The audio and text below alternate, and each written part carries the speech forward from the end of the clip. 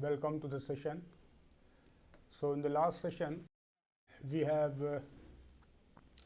discussed various applications of the definite integral, especially how we can find out the area of different figures using the techniques of the definite integral, especially those figures whose one side is enclosed or bounded by a specific curve. And then in second case, we have also determined the consumers and producer surplus using the techniques of the definite integral.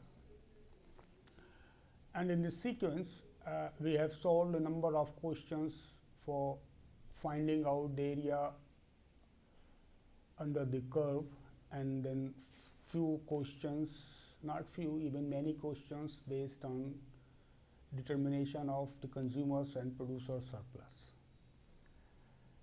So, in continuation of those questions or exercise, let us have one more example which is completely different from all those we have discussed. What this example says, see, this is completely different example.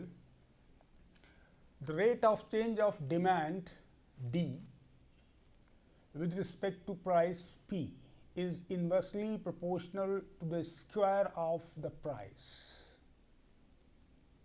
Further, if D is 7 and price is 2, and if D is 8 then price is 3, find the demand function. Here we don't want to determine the consumers or producer surplus, rather we would like to determine the demand itself from the data given.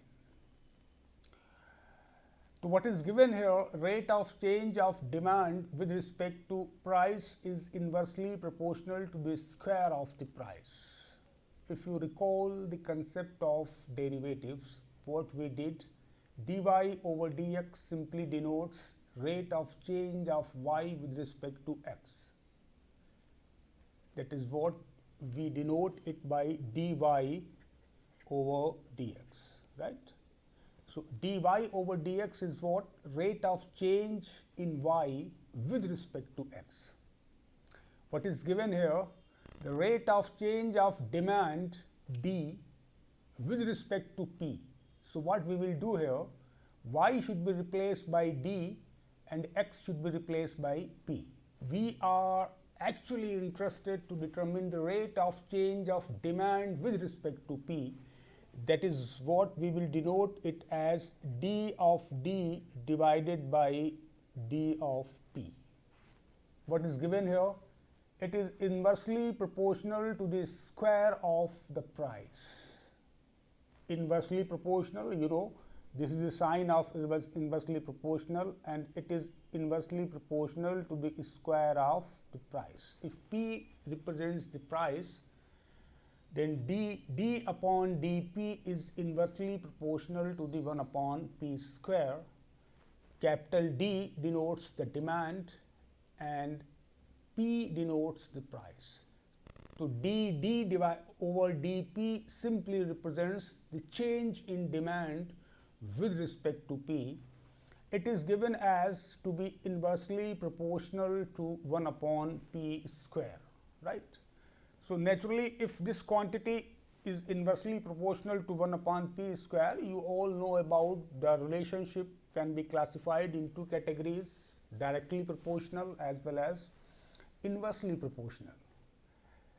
As for example, if we take the demand function itself, the price is directly proportional to the quantity demanded in the market. So, directly proportional means if one increases, the other increases and vice versa. Inversely proportional means what? If you take the example of the supply function, price is inversely proportional to the quantity supplied in the market. If one increases, then other decreases and vice versa, right. So, here rate of change of demand with respect to price is inversely proportional to the square of the price. So, this is the equation which is given here. I think you understand it. So, if d upon dp is inversely proportional to 1 upon p square, then to remove this sign we can write it as dd divided by dp. This is equals to any constant times 1 upon p square. K is any constant, right. Then this is equals to what? D of d is equals to k upon p square and dp, right. We are getting this equation here. Look at this, right. d is equals to k upon p square dp. What we will do further? Integrating the above equation both sides. Now we will integrate this equation. So, integral of dd will become what? Simply d is equals to k being a constant and integral of 1 upon p square. Use the formula of 1 upon x square. Integral of 1 upon x square is what? Integral of derivative of integral of 1 upon x square is minus 1 upon x. So, what will be this? Minus 1 upon p, k is a constant, plus a constant of integration c. So, what we will get? We will get here d is equals to k upon minus k upon p plus c. Take this as equation 1. Now, what is given further? If d is 7, then p is 2. Now, put this value in this equation.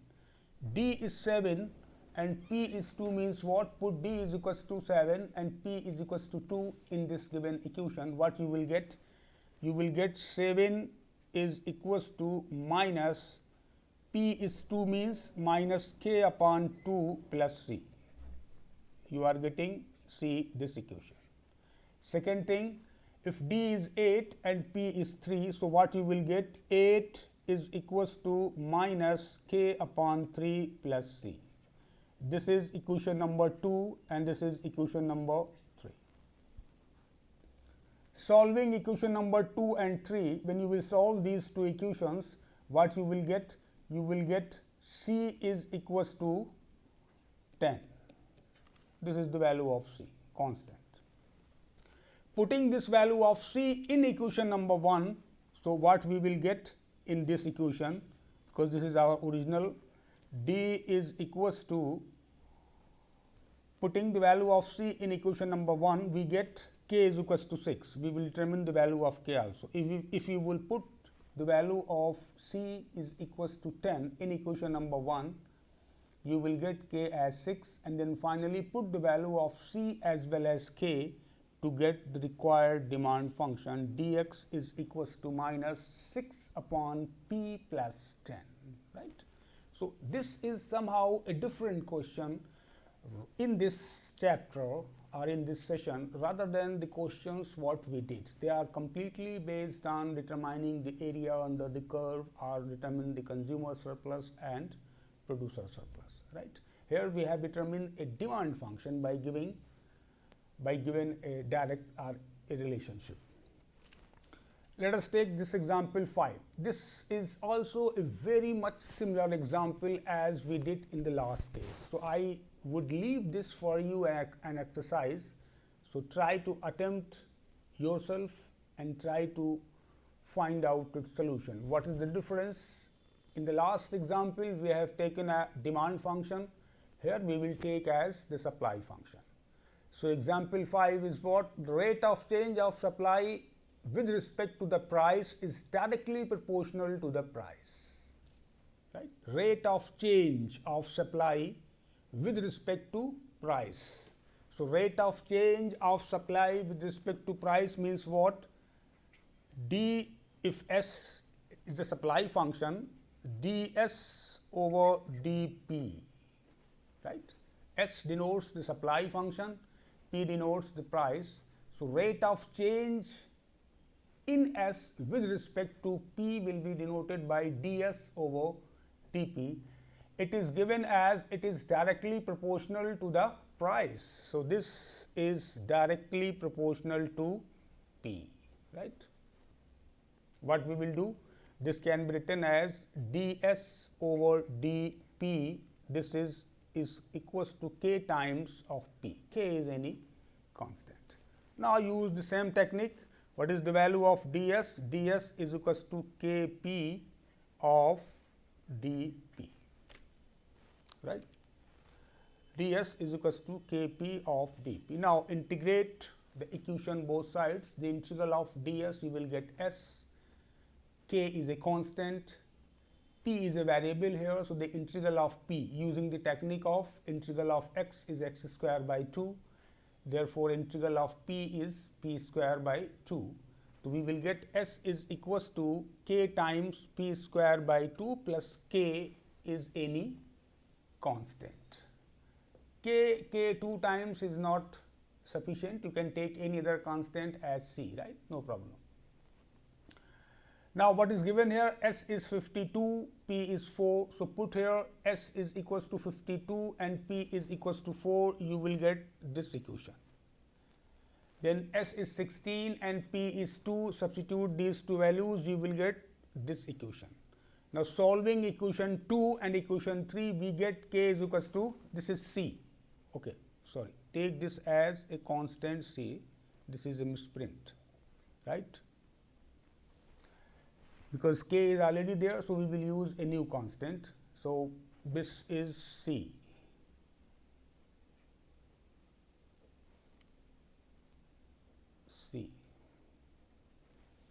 Solving equation 1, we are getting k is 6, c is 4. Therefore, we will finally put the values of k and c in equation number 1. So s will come out to be k 3p square plus 4, because the value of k is 6.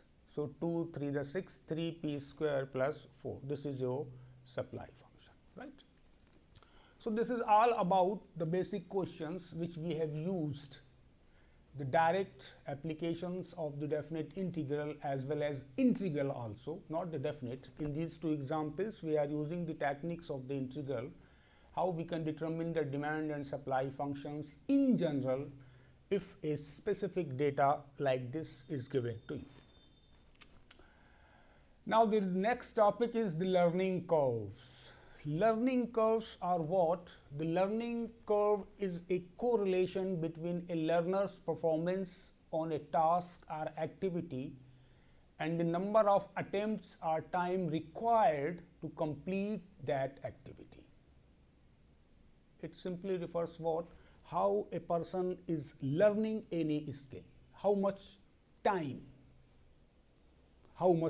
he or she is taking to learn any skill, right?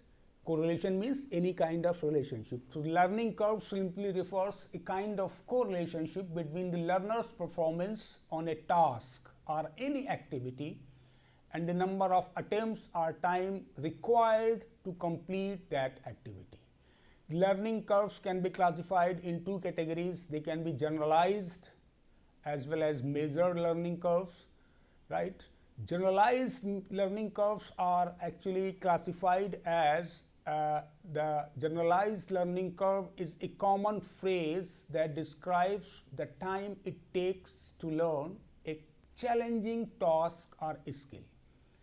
It can be a generalization such as learning how to ride a bike, and is a qualitative description of how long it takes to learn a skill, right?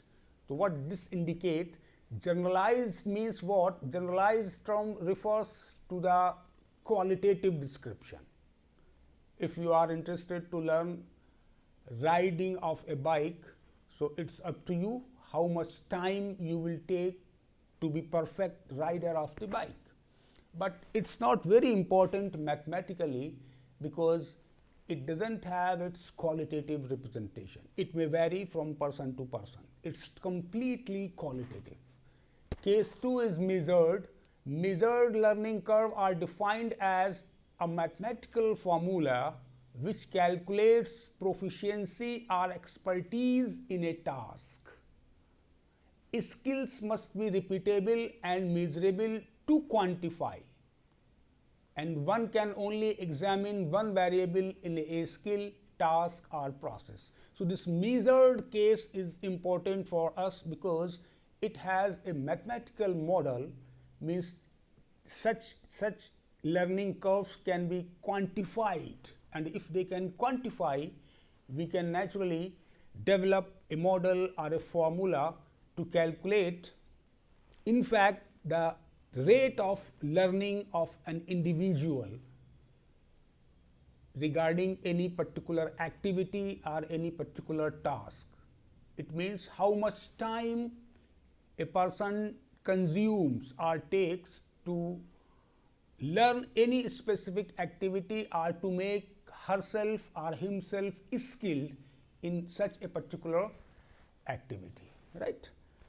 Now, there are certain operations in industry such as assembling of television sets, home appliances, cars, operating printing presses, workers learn from experience. You all know, whenever you are working in any industry, as far as your time duration increases, you learn every day by your experiences. With the result, the direct labor input per unit of product steadily declines.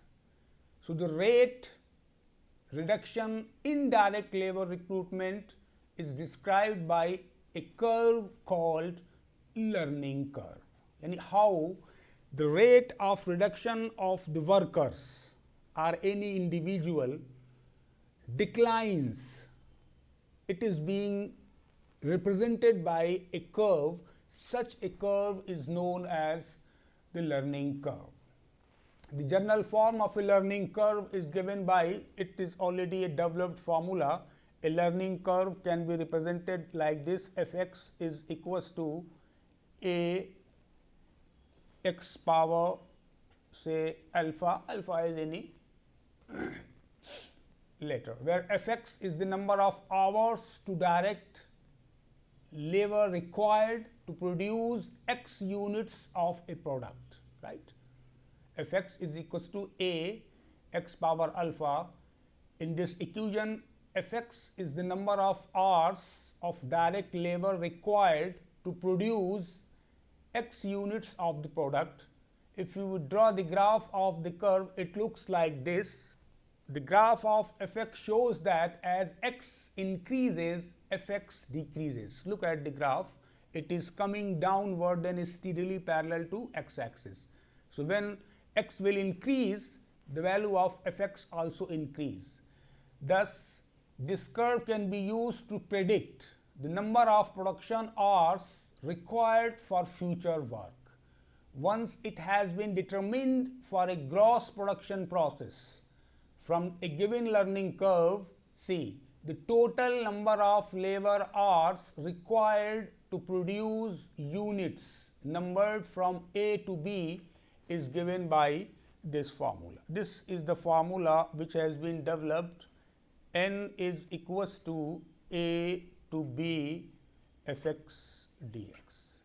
Now, this curve fx will be given to u, right? So, fx is given like a x raised to the power alpha, it should be of this type. This is the standard form by which a learning curve is being defined. As shown in the graph, the value of fx goes down as x goes on increasing, because x denotes the input, x denotes the output of the particular product. Let us take some example, right? After producing 35 units, the production manager of a firm determines that its production facility is following a learning curve of the form of this, right?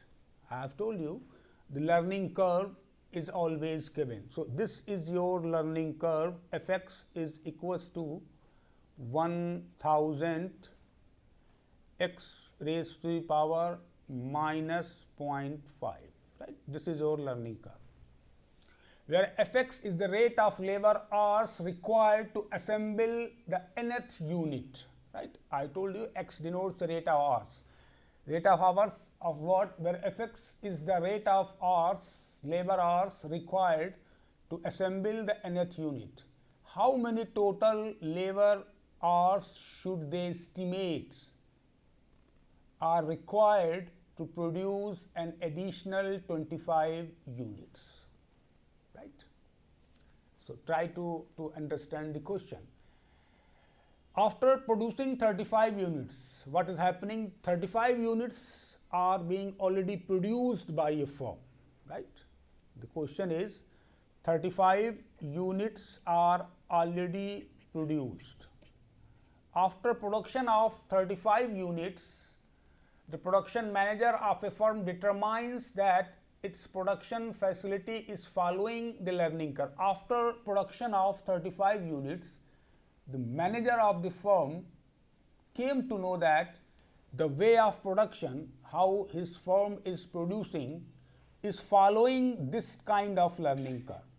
You know, the learning curve gives you the projected value of the production, as we have discussed this earlier slide. Learning curves gives you the projected value of your achievement. So, after producing 35 units, the manager came to know that his production level is simply following the learning curve, which is given as Fx is equals to this 1000 x raised to the power minus 0.5. What is Fx? Where Fx represents the rate of labor hours required to assemble the nth unit. How many total labor hours should they estimate are required to produce an additional 25 units? So, after production of 35 units, the manager came to know the firm is following this learning curve. So, how many total hours, how many hours are further required to produce additional 25 units, right? So, total units are what? 3 to this and this is 6, right? Total units are 60. Additional 25 units are additional. So, 35 units have already been produced. What they should do to have 25 additional units? So, if we sum these two units, we will get the total units are 60, right? So, solution is what? The labor hours required to assemble that 25 additional units can be estimated by evaluating. The formula is what? N is equals to, this is initial and this is final, and this is your Fx dx. This was the formula. And what is Fx given? 35 to 60. Fx is given as this 1000 x raised to the power minus 0.5 and dx. So, you have to simply integrate this function from the limit 35 to 60 to determine the total labor hours required for production of additional 25 units by the firm who already has produced 35 units, right? So, what is the integral of this? You can take this as outside as a constant 1000, and its integral is what? X raised to the power minus 0.5 plus 1 minus 0.5 plus 1 from 35 to 60, right? So, what you will get? 1 minus 0.5, you will get here 1000, and this is what? X power 1 upon 2, and this is 1 upon 2 from 35 to 60. This 1 upon 2 can be taken up. So, 1000 into 2, you will get here 2000, and x power 1 upon 2, this is 35 to 60. Now, simplify it. This is what? 2000 put 60 power 1 upon 2 minus 35 power 1 upon 2. Oh, how you will determine these two values? Use the calculator. You will get the total hours is 3660 hours. 3660. 3660.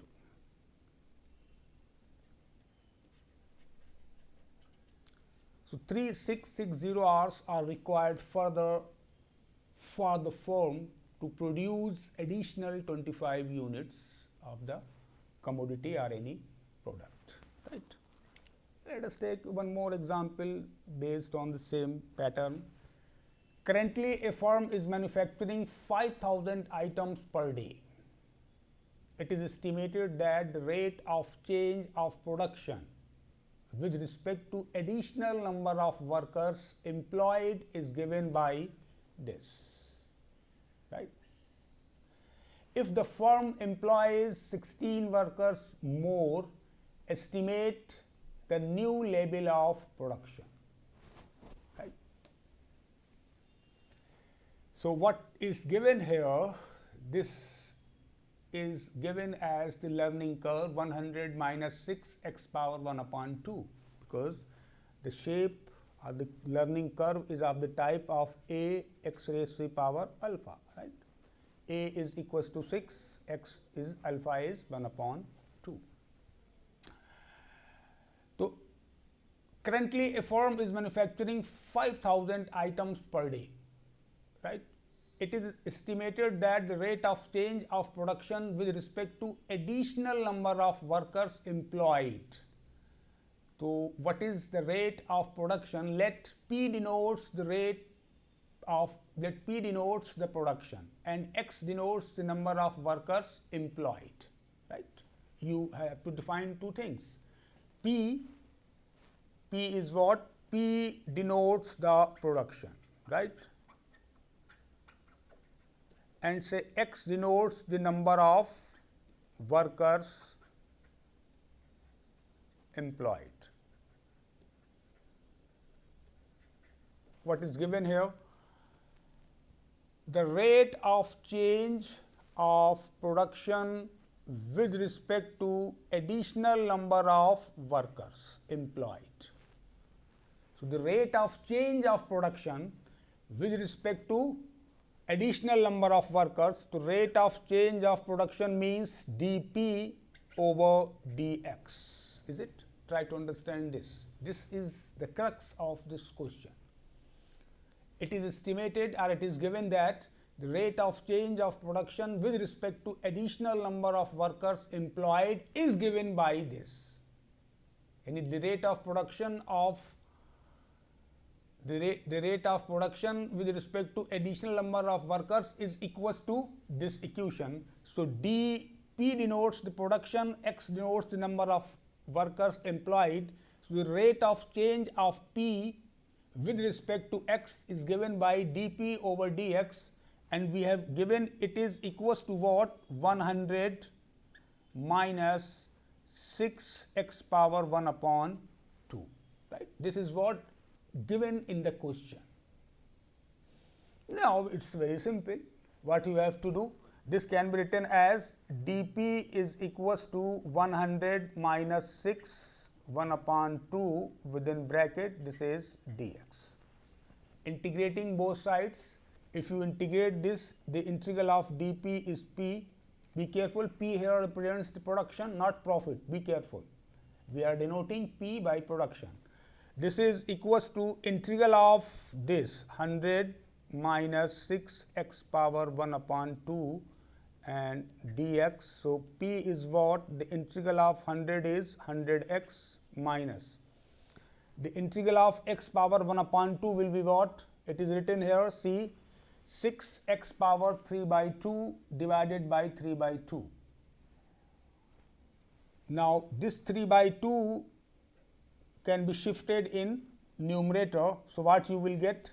You will get P is equals to 100x minus 3 by 2 will be converted to 2 by 3. So, what you will get? 2 by 3, 3 into 3, 2, 2 into 2, 4. You will get here 4 x power 1 upon 2, right? Clear? Plus a constant of integration should be also there. So what is the value of P? P can be given as 100x minus 4x raised to the power 3 by 2 plus k. This is your production function, right, where k denotes the constant of integration, right. Are you getting this? 100x minus 6x power 3 by 2 divided by 3 by 2. So this can be written as 100x minus 6 into 2 by 3 into x power 3 by 2. 3 to the 2. So what is this? 100x minus 4 x raised to the power 3 by 2 plus a constant k. This is how we get this equation. K is a constant. What is given here? The currently a firm is manufacturing 5,000 items per day. So if x is equals to 0, then P, the production is 5,000. Therefore, put x is equals to 0 and P is equals to 5,000 in this equation. You will get the value of k. Substituting these values, k is coming out to be 5,000. Now put the value of k, you will get the final production, that is P is equals to 100x minus 4x raised to the power 3 by 2 plus k. Here k is coming out to be 5,000. So this is your production. What is further? If the firm employs 16 workers more, estimate the new level of production. So what will happen if 16 more workers are added to the firm? Then what is the quantity of production? So simply this is your production function. Put x is equals to 16 in this equation. So see, P is equals to 100 into 16 minus 4 into 16 raised to the power 3 by 2 plus 5,000. You will get 6344 units per day. So if 16 workers are further added to the firm, the production of the firm per day will be 6344 units per day. Can you solve this? See, this is what? This is equals to P is equals to 100 into 16 minus 4, 16 raised to the power 3 by 2 plus 5,000. I think there is no problem. This is 1600 minus 5,000 will remain 5,000. What is this? See, 16 raised to the power 1 upon 2, its power is 3. We can write it like this. Okay? And 1 upon 2 means square root, and square root of 16 is 4. So what we will get? 4 raised to the power 3. So 4 into 4 into 4, what we will get? 64. So the value of 16 3 by 2, 16 3 by 2 is coming out to be 64 now, right? Now you can find it. So this is what 6344 units per day will be the production if 16 further workers are being imposed or implied by the firm. So students, I should stop it here and we will continue the next lecture in the next session. Thank you.